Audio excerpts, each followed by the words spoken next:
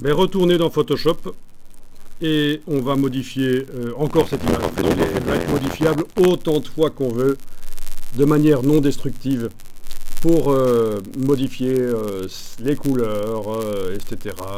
Tout ce qu'on veut, de manière non destructive.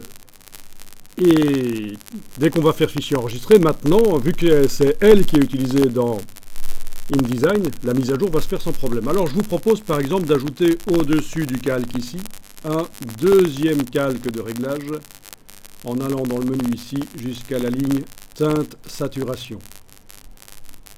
Ligne teinte saturation, vous avez ajouté un deuxième calque de réglage. Quand vous passez d'un calque à l'autre, vous voyez que ce n'est pas le même type de calque de réglage. Donc ça, c'est le calque de réglage de type teinte saturation, que je vais utiliser d'une certaine manière ici pour coloriser l'image telle que je la vois là. C'est une image noir et blanc, mais je vais la coloriser. Je coche la case coloriser.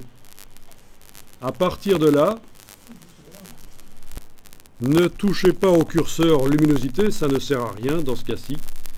Par contre, les deux autres curseurs, teinte et saturation, vont vous permettre de coloriser l'image dans une certaine teinte, avec une certaine saturation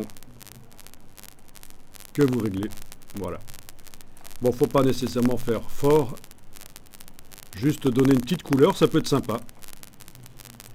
Donner une petite couleur à l'image, ça peut être très sympa. C'est une des nombreuses manières de coloriser des images noir et blanc dans Photoshop. En tout cas, voilà, vous avez colorisé l'image. Quand vous demandez maintenant fichier enregistré, pas changer le nom bien sûr, donc on ne fait pas enregistrer sous, fichier enregistré. Quand on revient dans InDesign, il nous dit que l'image a été modifiée et on fait la mise à jour. Et on pourrait comme ça travailler pendant quelques minutes sur l'image Photoshop. Donc très intéressant, ça veut dire que quand vous commencez votre mise en page, les images ne doivent pas nécessairement être retouchées. Tant qu'elles sont au format Photoshop, vous savez que vous pourrez les ouvrir dans Photoshop et les retoucher par la suite.